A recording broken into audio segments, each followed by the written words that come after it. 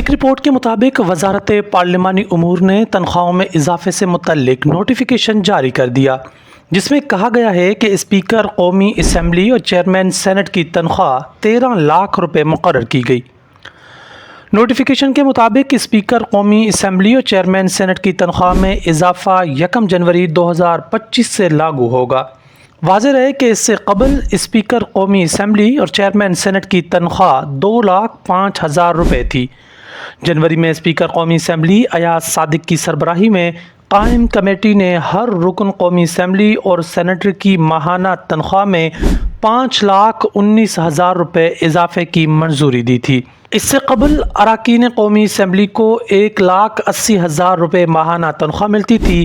معلوم ہوا کہ اراکین قومی اسمبلی کی ماہانہ تنخواہ 10 لاکھ روپے تجویز کی گئی تھی، لیکن اسپیکر قومی اسمبلی نے اس تجویز کو مسترد کرتے ہوئے اسے 5,19,000 روپے کرنے پر اتفاق کیا تھا۔ رپورٹ کے مطابق اگرچہ یہ اضافہ تقریباً 300% ہے، لیکن حکومت نے اس کا موازنہ وفاقی سیکریٹریز کی تنخواہوں سے کرتے ہوئے اس کا جواز پیش کیا ہے۔ قومی اسمبلی سیکریٹریٹ کے ذرائع نے بتایا کہ اسپیکر قومی اسمبلی سردار ایاز صادق نے وزیر اعظم کی منظوری کے بعد اس اضافے کا نوٹیفیکیشن جاری کر دیا تھا۔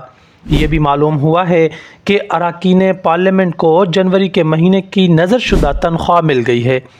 قومی اسمبلی کی قائمہ کمیٹی برائے خزانہ کے حالیہ اجلاس میں سیاسی مخالفت کے باوجود حکومتی اور اپوزیشن بینچوں کے ارکان نے اپنی تنخواہوں اور دیگر مراعات میں اضافے کے معاملے پر غیر معمولی اتحاد کا مظاہرہ کیا تھا۔ اسپیکر قومی اسمبلی ایاز صادق کی سربراہی میں قائم کمیٹی نے ہر رکن قومی اسمبلی اور سینیٹر کی ماہانہ تنخواہ 5,19,000 روپے اضافے کی منظوری دی تھی۔ اس سے قبل اراکین اسمبلی کو 1,80,000 روپے ماہانہ تنخواہ ملتی تھی۔ کمیٹی کو بتایا گیا کہ اضافے کے بعد ایم این ایز اور سینیٹرز کی تنخواہیں اراکین صوبائی اسمبلی سے کم ہوں گی۔ قومی اسمبلی سیکریٹریٹ کے ذرائع نے بتایا کہ فائنانس کمیٹی کے اجلاس سے قبل Peoples Party, P T I اور مسلم لیگ نون سمیت تمام بڑی سیاسی جماعتوں سے تعلق رکھنے والے اراکین اسمبلی نے اسپیکر ایاز صادق سے ملاقات کی اور تنخواہوں میں اضافے کا مطالبہ کیا تھا۔